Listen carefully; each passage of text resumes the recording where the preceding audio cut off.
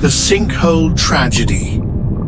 On April 28, 2000, a 22-year-old Russian diving instructor named Yuri Lipsky arrived at the Blue Hole in Dahab, Egypt, a place so deadly that locals call it the Divers' Cemetery. Yuri brought a camera to record his achievement as he attempted a bounce dive, a dangerous method where the diver drops rapidly to maximum depth and returns immediately. Although it reduces decompression time, it tempts divers to exceed their limits. The Blue Hole plunges more than 328 feet deep. At 180 feet lies the Arch, an underwater tunnel leading to the open ocean, the site of most fatalities. But Yuri's tragedy would occur elsewhere. Another diver, Tarek Omar, experienced in technical diving, warned Yuri not to attempt the dive. But Yuri, confident in his skills as an instructor, refused. At 5 p.m., he prepared his camera, added a red filter, checked the settings, and then began descending with a single tank and gear that was too heavy. The first minutes seemed calm, sunlight filtering into the water, but after 4.5 minutes, his light began fading. By 5 minutes, total darkness surrounded him. At 5:37, he showed his computer to the camera. It read 266 feet. The sandy bottom appeared below, but Yuri continued sinking down a slope. Moments later, his computer showed 301 feet. He attempted to inflate his buoyancy compensator, and the audio captured his frantic effort, but nothing worked. His movements became panicked as he struggled with the camera. Finally, he released it onto the bottom to free his hands. The camera remained still, recording the beeping alarm and Yuri's heavy breathing. At over 300 feet, he consumed air 11 times faster than at the surface. His single tank drained rapidly. His overweight gear made ascent impossible. Narcosis clouded his judgment. Even if he had wished to drop his weights, he could no longer think clearly. The footage skipped ahead. Yuri was already gone, lying face down on the bottom. A week later, Tarek Omar descended to recover the body and found the camera intact.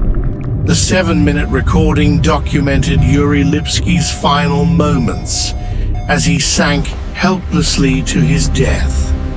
Plura Cave Disaster. On February 6, 2014, 5 Finnish cave divers traveled to northern Norway to explore the Plura Cave system, a spectacular but dangerous underground network carved through limestone. Only half the system has ever been explored. The divers plan to enter through a deep pool, move through submerged tunnels, and surface in a dry cave called Steinuglaflaget, more than a mile away. The route reached depths of 433 feet, requiring long decompression stops. The group split into 2 teams. Patrick Grunqvist and Jari Huotari entered first.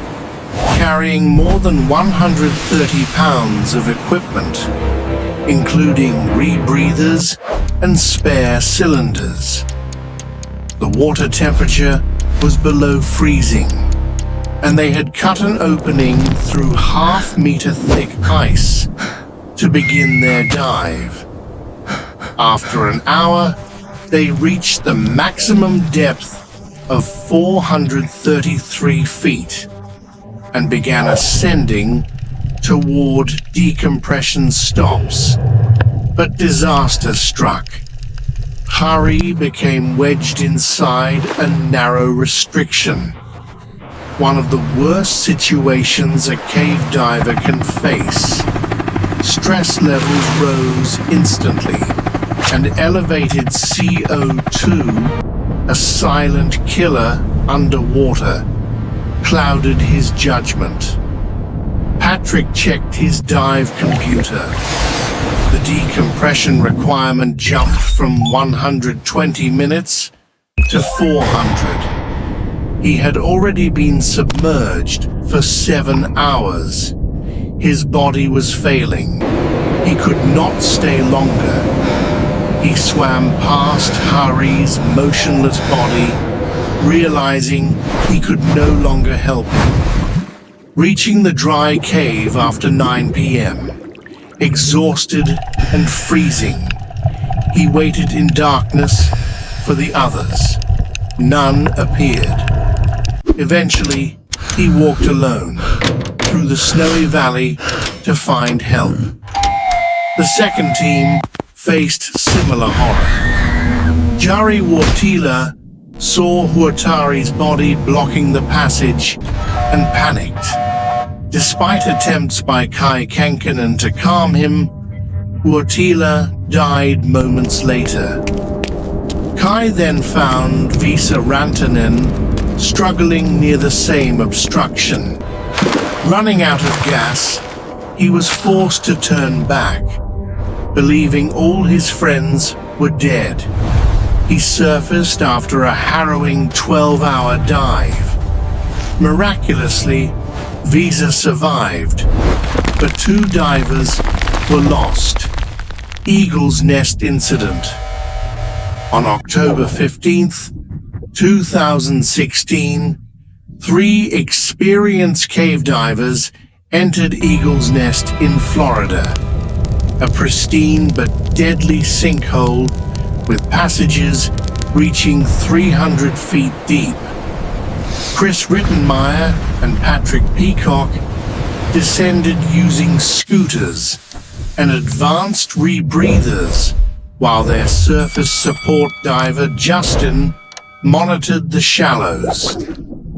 They planned to check in at 3 p.m. during decompression stops, but when they did not appear, Justin repeatedly searched the meeting point. Eventually, police were alerted. Search teams entered throughout the night, first scanning upstream passages, then downstream. At 3:45 a.m., they found both bodies beyond an area called the Pit. When investigators recovered their equipment, everything appeared functional. Rebreather loops closed, emergency cylinders intact. No mechanical failure, no obvious error. Despite proper training, preparation, and safety protocols, both divers died at 260 feet. Since 1981, Eagle's Nest has claimed more than 10 lives, a reminder that even experts face unforgiving risks. On February 14th, 2014, 7 Japanese women, 2 instructors, and 5 tourists began a diving trip near Nusa Lembongan, Bali. All were experienced divers with over 50 logged dives. The region's coral reefs are stunning, but the currents are notoriously unpredictable.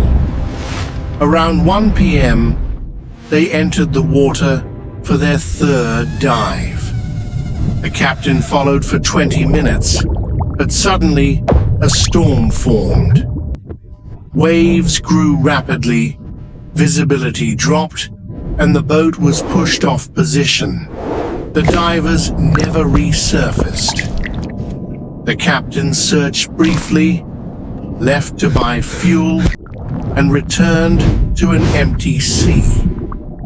At 3 p.m., he finally called the police. The women had been swept far away by strong currents.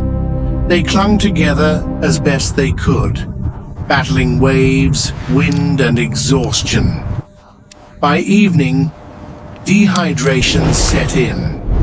On the first day, the sun scorched their exposed skin. Drinking seawater would be fatal. On the second day, rain arrived, their only salvation. They opened their mouths to collect fresh water, gaining just enough strength to stay alive. By the third day, their bodies were failing. Then, on February 17th, fishermen found 4 women gripping a coral reef 12 miles from their starting point. A rescue boat recovered them. A helicopter found a 5th woman nearby. All 5 suffered burns, dehydration, and abrasions, but survived.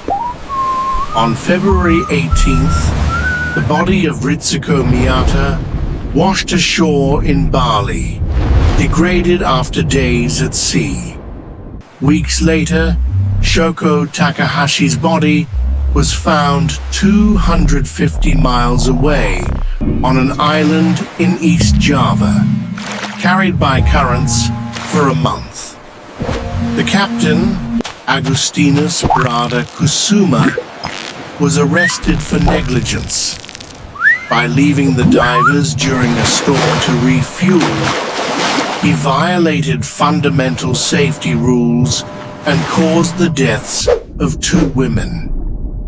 The 5 survivors later bowed in apology during a press conference, thanking rescuers and expressing deep sorrow for the tragedy. If you'd like to see more stories like this, make sure to subscribe and comment your suggestions.